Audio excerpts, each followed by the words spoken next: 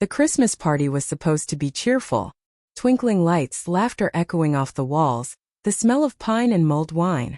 I walked in holding my wife's hand, feeling a mix of pride and contentment. But within an hour, everything I thought I knew about her, about us, shattered. It started innocently. I'd left my keys on the kitchen counter as we got ready. Later, when I went to leave, they were gone. I asked my wife if she'd moved them, and she laughed a little too quickly and said she hadn't touched them. I shrugged it off, thinking I'd misplaced them. Then her boss appeared. A man I'd always been polite to but never close with. He held my keys casually like a trophy and looked at me with an unreadable expression. "Funny thing," he said, voice low enough that only I could hear. "I've seen a lot tonight, and some of it isn't what you think." I laughed nervously, unsure if he was joking. "Oh, you mean the party?" "No," he said, tossing my keys onto the table. "I mean her." A chill ran down my spine. "What do you mean?" He leaned closer, voice dropping even further. 8 months.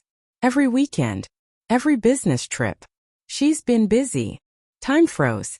My heart thudded so loudly I was sure the entire room could hear it. 8 months. 8 months of subtle lies, late nights at work.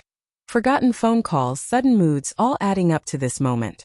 I excused myself and walked outside, needing air. My hands were shaking as I fumbled to call her. Her voice on the other end was light, oblivious. "Hey, are you okay? You look pale." I need the truth," I said, my voice breaking. "No more excuses. 8 months. Is it true?" There was silence. Then, finally, a quiet confession. I didn't mean for it to go this far. I didn't know how to stop it. I'm so sorry." I felt every memory of us twist in my mind.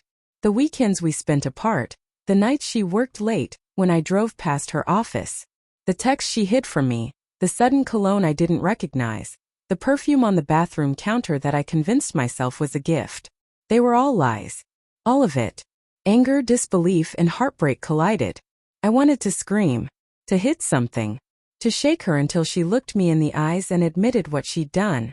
But what came out was quieter, hollow, empty, exhausted. "Why?" "I don't know," she whispered. "It just happened. I didn't plan it."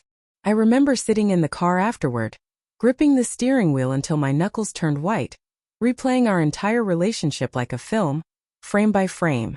Every laugh that had felt real, every promise that had felt sacred, now seemed like a cruel joke.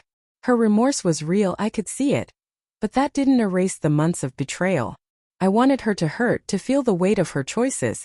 But more than that, I needed to survive the pain she had caused me. We talked later that night, face to face. She cried. I mostly listened.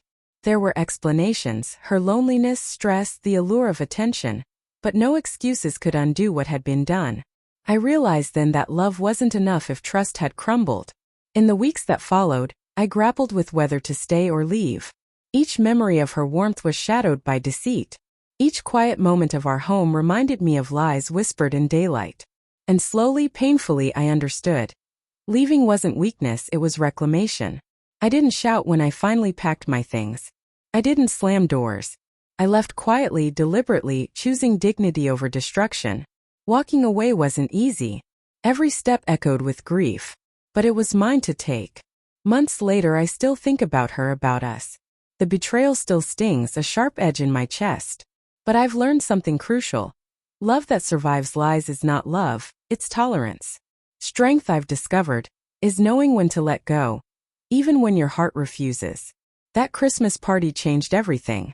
My keys, once a trivial part of my routine, became symbols of trust lost. Her boss, an unexpected herald of truth, handed me the evidence I needed. And I, standing alone in the winter night, finally understood that healing begins the moment you choose yourself.